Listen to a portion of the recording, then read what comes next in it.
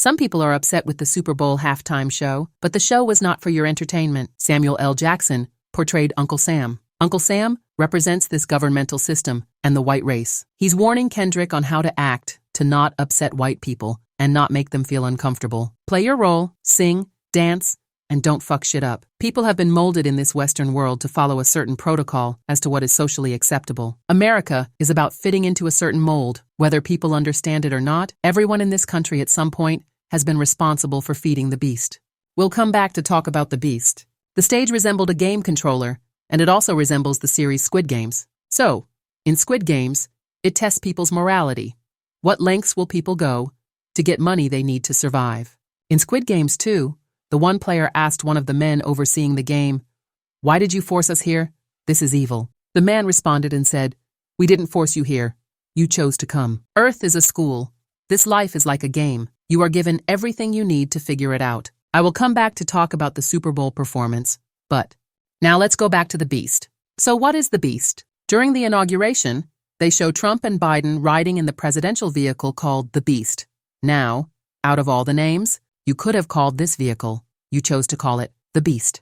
In biblical terms, the beast goes back to the Old Testament. Now, stick with me. So in the Old Testament, the beast was the evil, and in the New Testament, Satan is the evil. Now, I'm not trying to say Biden or Trump are Satan, because Satan isn't real. Satan represents the evil.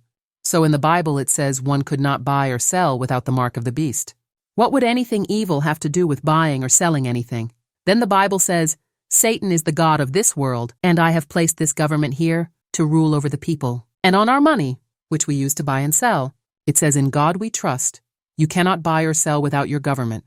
It's telling you that the God you worship is the beast, Satan, the evil, which is your government. Stick with me, and whether people know, knew, or understand it or not, we have all by our acceptance turned the other cheek mentality, in obedience have fed and allowed the beast to reign. Here it says, Satan, the false god who rules this present world, knows your every weakness, and he knows how to exploit them. So strive to live in the spirit and deny your flesh. If I asked people, who are you? They would begin by telling me their name. They would associate everything about themselves with the material world. But you are not the flesh. The true you is spirit. Kendrick gave us, Black America, a very deep message. This is the problem with us. When things like this happen, we get excited in the moment. Then after some time, that hype goes away, and we remain stuck in the belly of the beast. The false god is just that, a god they made up. The true God is you. So, the dilemma that has plagued Black America is this. We can clearly see that our government is corrupt and does evil things. So, we want to fight against the system that is evil, yet at the same time obey God. But your religious text tells you that God placed this government here. Do you really think that God placed this government here to rule us? Wrote a book about it, then went on sabbatical, with no understanding of what this government is doing to the people. An all-knowing, all-powerful, all-seeing God is just sitting back and allowing it to happen? Think about what I just said. By the simple notion that you are obeying this system, you are also obeying God. Yet when you read about God in these religious texts, God also is evil. So why do people say God is good all the time when it clearly goes against the teachings itself? These are learned responses to self-justify what people want to believe, as opposed to what is really going on.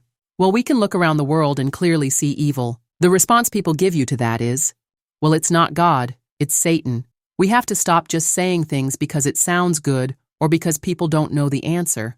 Logically, if God created everything, then you would also have to come to the understanding that God also created evil. And we also know that according to these religious texts that God himself does evil, as well as commands others to do evil as well, which includes rape, murder, and genocide. So God obviously is not good all the time. It's like a person refusing to believe something because they cannot handle the truth. So the question isn't, is this system evil? The question is, who or what is God? How do you know if the God you worship today is the source, is the true creator? But because most never question the religion they have been taught, most don't understand that. They took away your understanding that you are God, and they have made themselves your God, which is your government. The same thing that you're worshiping is the same thing you're fighting against. This is why we are constantly cycling through the same experiences over and over again. Our understanding or lack of understanding comes down to choice. So this time, How is it going to be different? Are you going to take that energy and excitement and study and learn your true history? Are you going to finally try to beat the beast in this game that we call life? Or will you just continue to do what you have always done and keep reliving these same experiences, unchanging and unevolving? So the story of the beast in Revelations 2 and 3 pertains to buying, selling, is going back to the Roman Empire. The Roman Empire was responsible for the creation, inception, and spreading of Christianity and the creation of the Christian God. Rome is responsible for the creation, inception, and spreading of Islam and the Islamic God. The Greeks and the Greco-Roman period is responsible for the creation, inception, and spreading of Judaism and the Jewish God. What does the Pope say? There is no difference between these religions. We are all worshiping the same God. So in Rome, they worshipped Caesar. Is it a coincidence that the Super Bowl was held at Caesar's Superdome in New Orleans on 2/9? The world operates in cycles. Why does Trump keep talking about the golden age of man?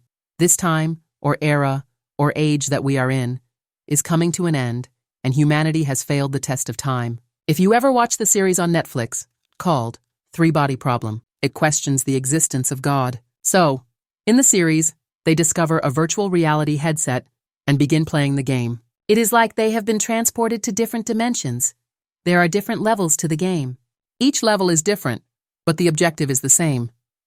You have to figure out how to save humanity in each different era, age, or time. How simple would life be if you get to come here, do whatever your heart desires, good, bad, or evil, and at the end all you have to do is accept God, and you get to go to heaven. What did you learn? How did you grow? How did you evolve? We can look at our history and see that we haven't. The golden age of man means we are heading into a new time, a new age, a new era.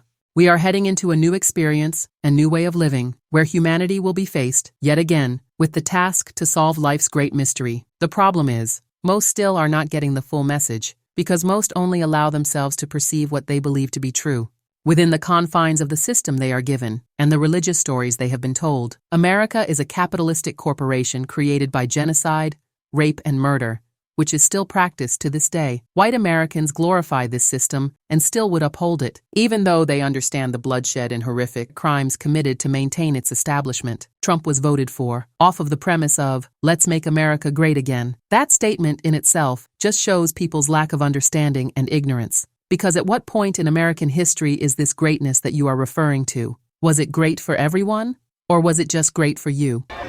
Somebody said they wanted to make America great again. Nah. What they meant by make America great was when it was great for them, but fucked up for you. Right. I can't remember a time in this country when it was great for us. Let me see, was it great during slavery? Hell no. Was it great during Reconstruction? Hell no, they burnt all our shit down. Was it great during Jim Crow? Nah, we couldn't even come in the front door. Was it great during the 70s when we started to get our shit together? Nah, because then they hit us in the 80s with crack. Maybe it was in the 90s when everything was great because they figured out how they could make money off our rap music and turned it into some negative shit that brainwashes our kids now. And some of y'all ain't got no goddamn morals because you programmed by the music that's not controlled by us. Yeah.